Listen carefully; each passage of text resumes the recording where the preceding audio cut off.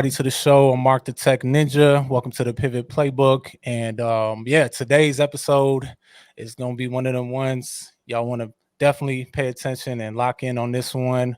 Because we got Trey Scott in the house. And Trey Scott, if you don't already know who he is a creative partnerships manager. But you also may know him for his YouTube channel, Tech Bag Trey, and he also does the Talk That Tech morning show with my guy Joseph on the Tech Niche channel.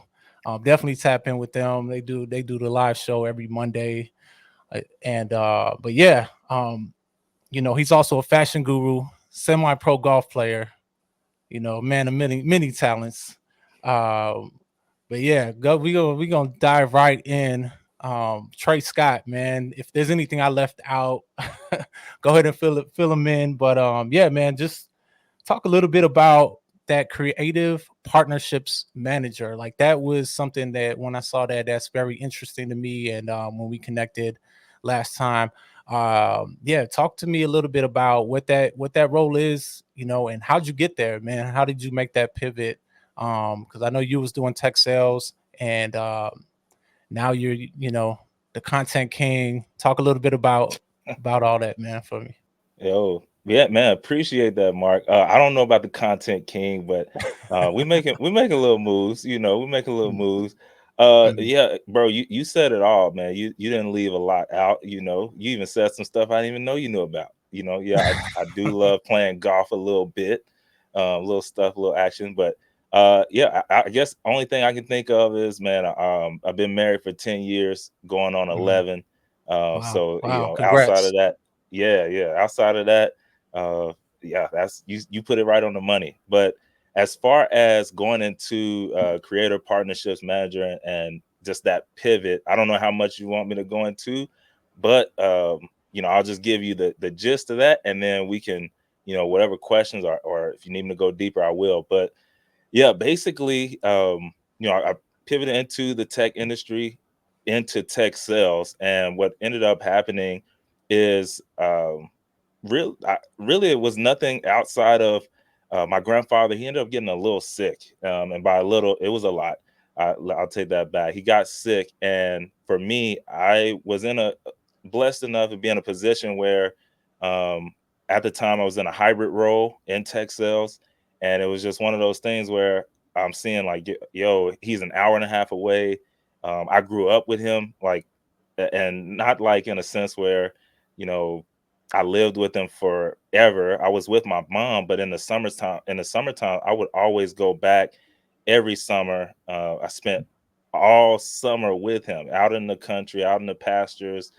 So we just had a lot of time, and that was like he taught me my first money lessons, all these things, that I look back on and I treasure. And so Mm, I felt a certain way when I just couldn't go as I wanted to, being in that hybrid role. wow. And yeah, I like I said, I was pretty blessed, and so I just kind of, hey, I'm gonna exit stage left really quick. If I can come back, then I will. If not, I'll maneuver and move into another company in tech sales. Well, during that leave though, I had a couple people hit me up. They were like, "Yo, you might be good at this. This might be something you might be interested in." And basically, for an ed tech company, they were looking for a creator partnerships manager. And Mm, what that is the person or the people for these tech companies who go out and they reach out to content creators to make content, for a price, or whatever the case may be, and make content for that company. And so myself, just to go into a little bit of background, I have been doing a little bit of content for quite a few years. Started mm, out in high-end menswear fashion.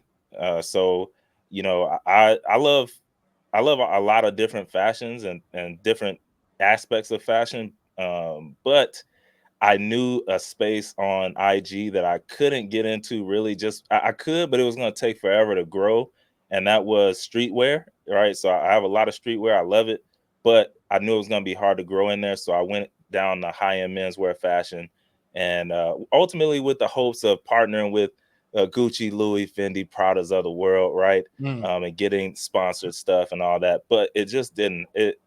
Before I got there, other interests in marketing and content creation, I got bit by those bugs, and so I just kind of moved forward. So to get back to the creative partnerships managers piece, because I had been doing content for so many years, it even though it wasn't quite the same, I understand how content creators think and what they're looking for deals, and how to structure those. And so that's really what that role is about. It's the blend between tech sales and investment banker, right? Mm. Because I'm playing with companies' money. And I say playing, it's not Mhm. playing, it's Yeah. serious, right? But I'm gonna spend such and Y- such thousands of dollars Yep. in hopes that this creator brings back a certain amount of return over that amount, right? So yeah, I mean, ultimately, that's basically what happened there with that role, and what the creative partnerships manager is all about. Wow. Wow. So you're kind of using the house money, right? And Yeah, betting on these creators. Just yeah, because you have experience being a creator yourself, right? And then um you just know what the trends are right now and what kind of things, and then also being in tech, right, making that pivot into tech yourselves, you can make that connection. Um so let's kind of talk about, man, you've had many successful pivots, right? You said high end men's streetwear, like fashion. um and then I know you were a self-employed courier at one yeah, point. You were in pharmacy tech. yep, um and then I know you went through a tech boot camp, and then you pivoted to the SDR role, which is kind of like my audience, and a lot of us have made that pivot or are looking to make that pivot, right, into the SDR role in tech sales. Um, yeah. Talk about how did that come about? Because you've done so many different things. What was the point where you was like, man, this I need to do something else? And what really fueled that pivot into your first tech sales role? Yeah, like you mentioned, so to take it back a little bit, in 2021, I ended up getting laid off. Y'all know a lot of stuff was going on in those early 2020s. Y'all know what I'm talking Yeah. about. I don't even have to say it. But Hmm. yeah, 2021, that's when I was a pharmacy technician. And I had been that for like 7 or 8 years, 7 years. And basically, it was one of those things where, hey, we sold our proprietary juice and the stuff that we did in pharmacy, because it wasn't like your normal CVS, Walgreens. We were specialized pharmacy dealing with dialysis patients and their medications. If you know anything about them, they could have 20 plus medications on the daily. Mm. So we worked on lowering that and getting that down, and we did a great job at it. But they sold what we did to a company in New Jersey, and that company at that time, remote work, it wasn't sexy, it wasn't um, everywhere like that, and they weren't doing it. So it's like, hey, we do have a spot for you, but either you got to come up here, or it is what it is. And I just wasn't going. I was not going to go to New Jersey. It's too cold. That's not my. I like the fits in the cold weather. Yeah. Yeah. But outside of that, you can keep it. I'm not about scraping stuff off the windshield just to leave the house and the driveway. All that, Digging your y'all can car keep. out of the parking Yeah, spot. Yeah, man. no, man, they can keep that. Yeah, So, man. Chicago yeah, I here, just bro. I know about oh, that. yes. Yeah, I Yeah, forgot. Yeah, Chi-town. yeah, Yeah, definitely been through a I can't lot of winters. A can't do lot of it. Chicago winters, man. It's not nice. Yeah, You in the right spot right now. DFW. man. Yeah, yeah, definitely. I hear you I'll on that. take it. Yeah. And so, yeah, so with that, man, I had a cousin. He had been a courier for a few, like 5 years at the time. And, he's still doing it. But it was one of those things where I knew what he did, but I didn't know what he did. So, that was a few months going into the winter time of 2021. And normally my family, we all get together for Christmas and stuff. So I took that time to really talk to him about what it was about and how to do it, and if that was something I wanted to do. And for me, it all made sense. And I just hit the ground running, got my LLC and did it. And it was working. I was doing, anywhere between $1,200-$1,500 a week. And then, it kind of it depends, but, could push up to 2,000, but I was really working then. But ultimately, man, it was a lot of on the road. If y'all don't know, Texas is huge. And Yeah. it's just, it wasn't my style and steez over time. Okay. But it was working. Now, what happened was, man, as you know, in business, you have ups and downs, and it came a down point in the business where it just wasn't as much, and I didn't have, I don't know, I didn't have all the information that I necessarily needed or could have pivoted into to ramp the revenue back up in that down season that I know now, right? Hindsight is 2020. But ultimately, on one of like the worst money days out of an already worse money week, I just, man, I was like, yo, this is pretty bad. Like me and my wife, we were down at that time, and I was just trying to figure something out. Now, during that same time, my wife, she came home and she was like, hey, we got to do something, something else. And what she didn't know is I had just looked at a video that I'm pretty sure a lot of people have seen at this point. It was Anthony O'Neill and Cyrus Harbin on the AO show. And that they on that episode, they were talking about tech sales, and they were talking about the possibilities of getting into tech and what that could do. And I was like, you know what? This sounds like something I can do. Let me do some searching. And I that's what I did. So by the time she came home, I had already looked at it, and so I told her, I was like, it's I hear what you're saying, and I've definitely been looking and searching, and I think this might be it, And so I definitely prayed on it. Wanted to make sure I was going to make the right decision. She was down with it. Now, on her side, right? I told you what I was dealing with, but on her side, what she didn't tell me until way later, the reason she came home like that, and kind of like, hey, we gotta do something, is because she barely had enough money to get gas to get home. And when I say that, we share a bank account, but it was more or less like she already didn't have a lot of gas. She was trying to get through the traffic, and we just didn't have enough to be able to get that. And so it was one of those things where we were both like, okay, yeah, I got to do something different. Got to get somewhere where I can get some more stability. And that's what happened, man. So I went through, it got Course Careers, and through Course Careers, man, I just dug in. So I went to work every day, like I continued to do.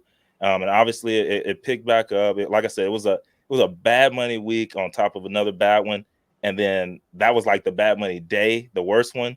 And so it just kind of all compiled. But, over time, it got a little better. But ultimately what I did was I would go to work, finish by like 1 o'clock in the afternoon, and just get right on the Course Careers. And so, that I don't know how far you want me to go into it, but yeah, I kind of I got just went there. Go ahead. So it sounds like all right. So you kind of made the pivot into the courier thing. You saw an opportunity, but you said it was a lot of ups and downs in that, It was a few, yeah. and it sounds like, it wasn't a lot of work-life balance, Nah. for the amount of, like the money was decent, but it sounds like you were on the road a lot and it was a lot of ups and downs. It sounded like it was a stressful time. Maybe, you say you guys were like trying to figure out how you want to get gas. Your wife was like, hey, you was hitting that pivot point, right? Where you knew something Yeah. had to change, right? That breaking point, that a lot of people hit. And then you mentioned one thing that I think a lot of, people who I've heard their story, one thing that they've done before they were able to make that pivot. You said, a lot of prayer, you know. Yeah. I think that's key for that pivot. So talk about the ups and downs of the pivot. Like, what was that like? Because it's not easy, and I talk to a lot of students and mentees every day, and they get a lot of rejections.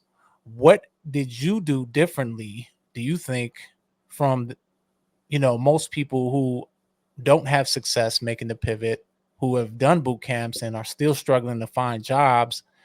I think you finished your course in 1 month, and then like the next month you already landed a role. And I saw you landed a role in real estate technologies, real estate software. And Mhm. no time in your background did you say anything about being a real estate agent, unless I missed that somewhere. I did a little research. Were you Mhm. in real estate prior to breaking into tech, into a real estate software company? How did you make that pivot, right? What is it that you tapped into to to be able to do that, to overcome those challenges? Talk a little bit about that. Yeah, bro. So, I mean, you mentioned it, so I'm bringing it up. I normally mention a little bit, and if people go into it, then Mm. I go there. But I think one of the main things that's different for me, it was the prayer, right?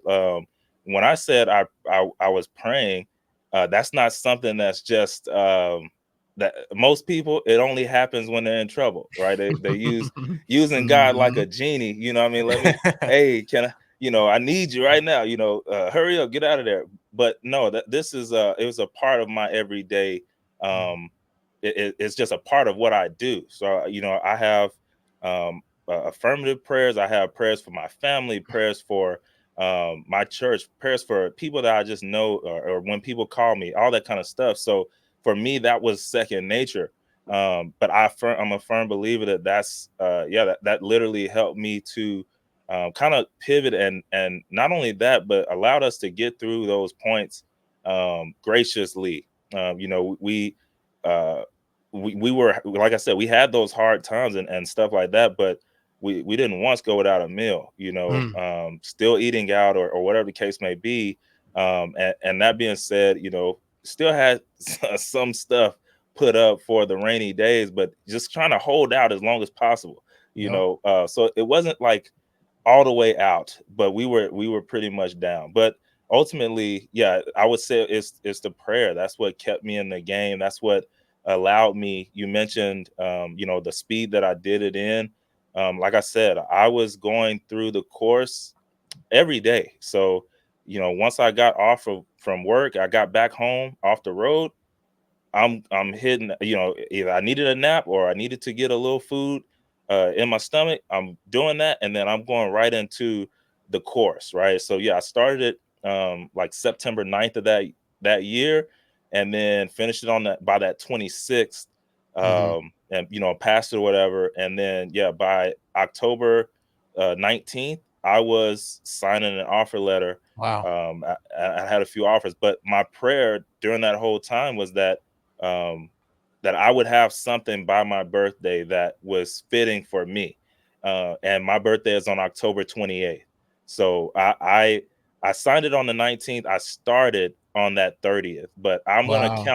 I'm gonna count that that 19th, right? Wow. But my first day was that 30th. But yeah, it was one of those things where I had to stick to the task at hand.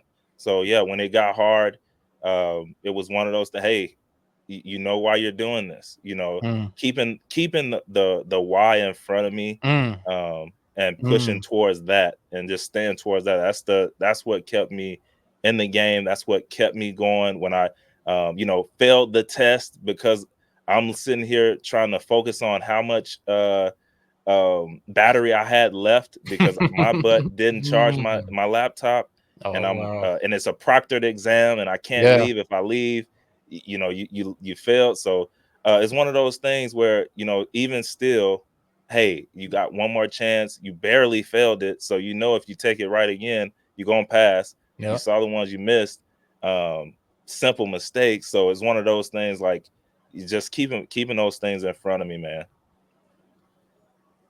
Wow. So you mentioned that you failed the test.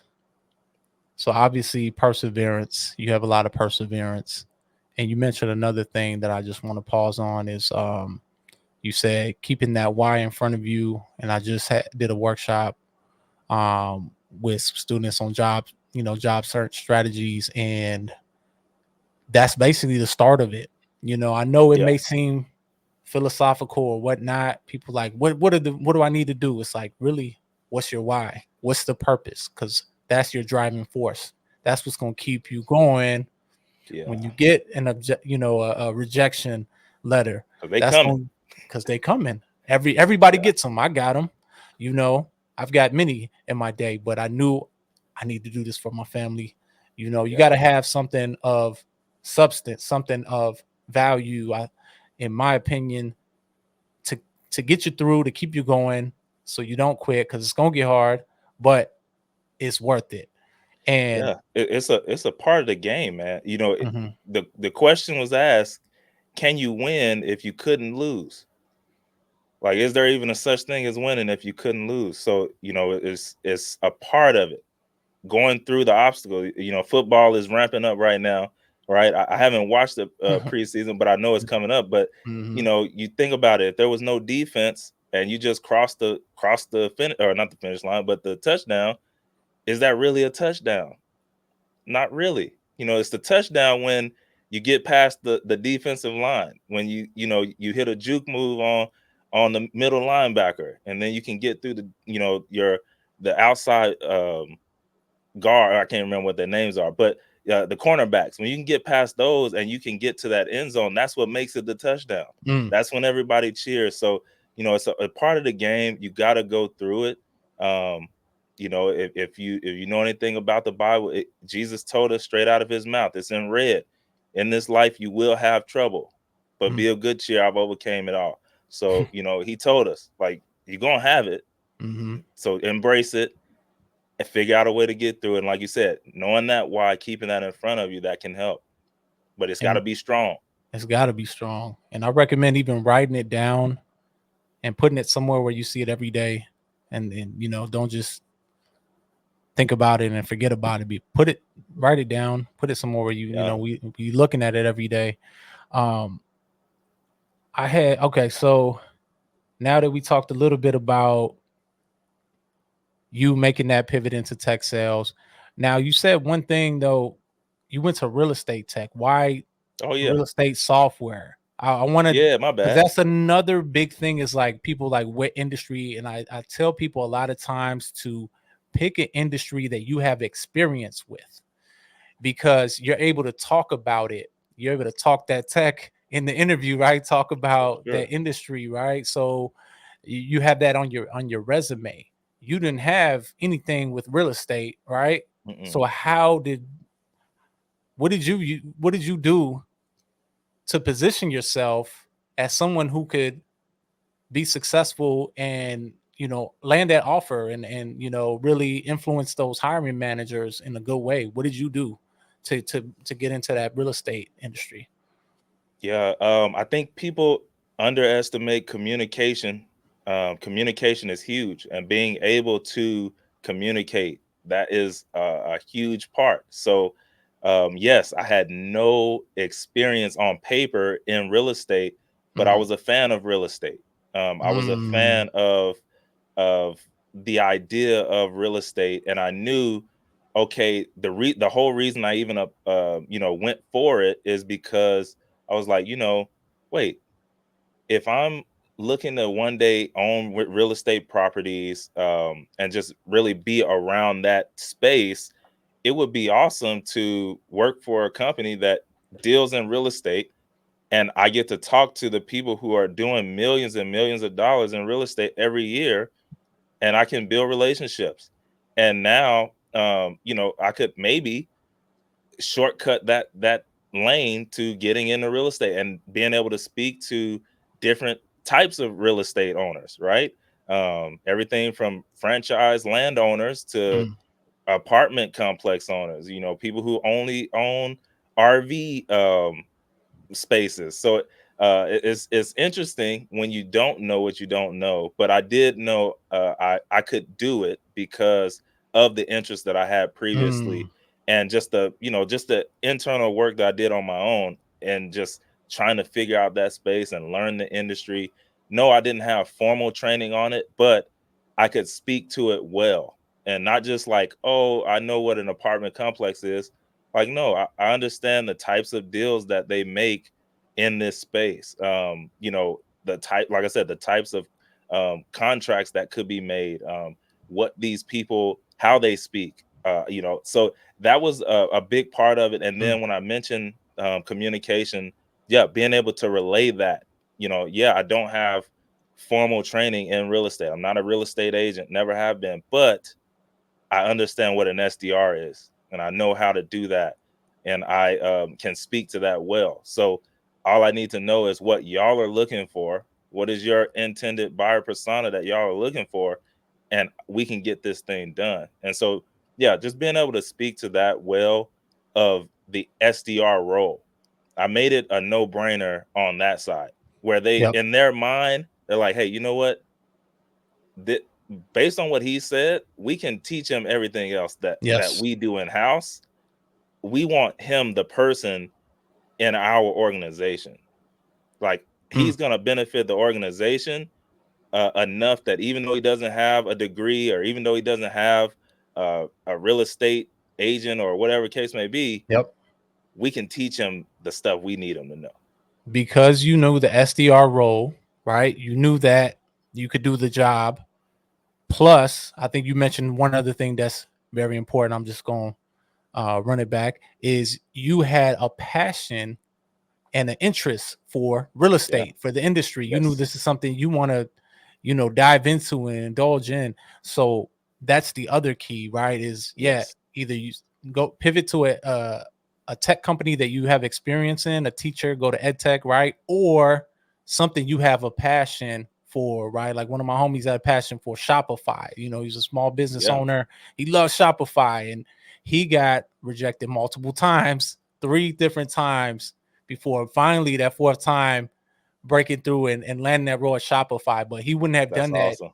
unless he was really passionate about the product, passionate about the brand, So yeah, aim for something that you have experience that you could talk to about, or B, something you have a passion or an interest about, because that's also something you could talk to, and you're going to study without getting bored. Because if it Yes. comes to something like I did an interview once for a graph database, right? Mm, Graph databases, and sounds it was a solid company, right? Like on paper.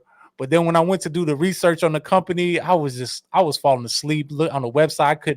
I read through it for hours, and I still didn't understand what the heck they was doing, what they were yeah. selling, what the product was, what the product market fit is. So I knew at that point it's not for me. So Yeah. sometimes we got to let it go too, and if it's not for us, it's not for us. But yeah, I'm glad you brought up that being passionate about the product Huge. or the industry or the niche.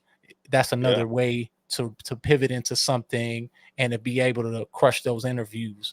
uh yeah, man, this has been good People stuff, can, man. yeah, bro, because people can feel that passion. They can feel that Yeah, energy, man. And so that makes a difference. you can feel it, right? um with that said, man, last couple questions here before we take it home is, now you pivoted right into the next move, right? Creative partnerships. You're still in tech, right? You're still in tech, in the ed tech company, and in the tech space. Now, how did you make that next pivot? I know you talked about it earlier, but one thing you never said is that you did 500 applications and did this and did that. It's I think you use something that we often talk about to people when they're asking me how to get into tech. Is like, you gotta plant them seeds, right? You gotta do your Yeah. network. Your network is your net worth, right? We Yes. hear that quite often, and it seems like it played a part in your career opportunities as well. What's your strategy for networking, building connections, and that helped you get to where you're at? Yeah, I'm a firm believer in that, man. And then I add on a little bit because we also hear the saying, it's not what you know, but who you know. And then I add on a little bitty other little piece to there, but it's who knows you, Mm, right? mm. Because I know LeBron James, but I can tell you this right now, he don't know me. So that's not going to help me if he comes across someone needing content creation work or whatever the case may be, right?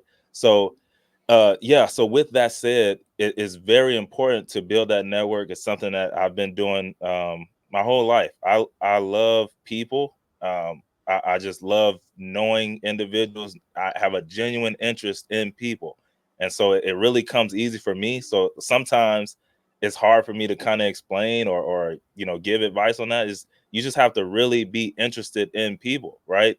Um, sometimes what we realize is that we have more in common if we ask enough questions.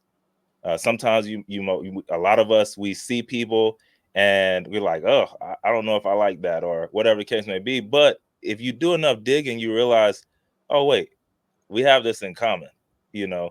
And so that's why a lot of people can go to these sporting events and you look in the crowd and it's all different colors, it's all different sizes, all different, everything, because they have that thing in common. Mm. But just a lot of us don't dig deep enough to even get that far. But so that's one thing for sure, being able to speak to people and then have a genuine interest. But yeah, what helped me in landing the creative partnerships role is that, right? Like I mentioned, I, I I was not working anywhere. I had my content, and I was just making content, and I was good with that.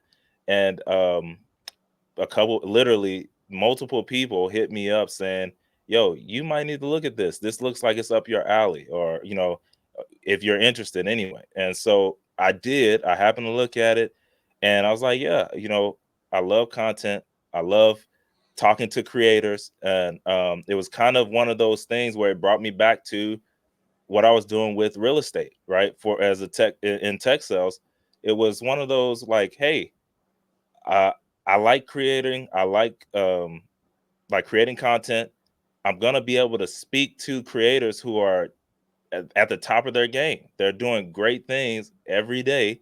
This is going to give me the opportunity to be able to build relationships with creators, and same thing with the real estate, And so yeah, it kind of made that yeah, let's do this, and luckily enough, right, because of the relationship, I just basically hit up the owner and had a conversation Yeah. and Wow. and made it happen. So, Mhm.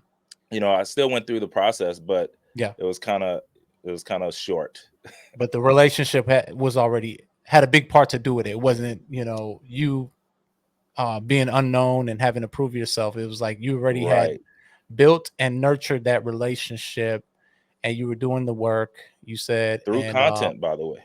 through content, through yeah, and it's also again something you're passionate about. And I like how you parlay, the role with also being able to learn and capitalize on that. You always go into something that you also want to learn about personally, right? You wanted to learn Yes. more about real estate and get into buying property, for you and your family. And then now you're making content. You're like, oh, I could talk to the top creators in the game while also getting, having a day job doing that, right? Get Yeah. paid to do that. So I love how you were able to bring everything together.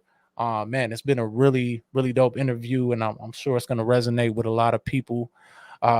Just yeah. So what's next? What's next for you, Trey Scott? What are you most excited for right now? Yeah.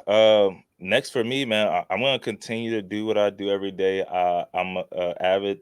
I love books. I love, like I said, people. I love creating content, and I love learning. So for me, right now, there is a lot of creators out there, and there are a lot of them who maybe need more help. And so, yeah, for me on the daily basis, I'll continue to uh, be a creative partnerships manager. It's fully remote, not really in the office. It's just more about, hey, getting the work done. And so I'm able to do that. And then, yeah, outside of that, I look forward to helping new and small content creators really build a presence online. I'm a firm believer in what it does, not only for your confidence, but also communication. And then, like we mentioned here, the networking capabilities, you know, to be able to speak to individuals and get in the rooms with individuals that, you know, you may not necessarily be in if you weren't in content creation, or also just the outside things that it can do for you. You know, being able to look into your inbox and know, man, there are people who are wanting to hire you just solely because they've watched your content, you know, day in, day out, and they're like, yo, I like this individual. We got to figure out a way how to work with them. So yeah, just that, working with them, building them up, and doing that through a space that I'm calling the Cash Creators.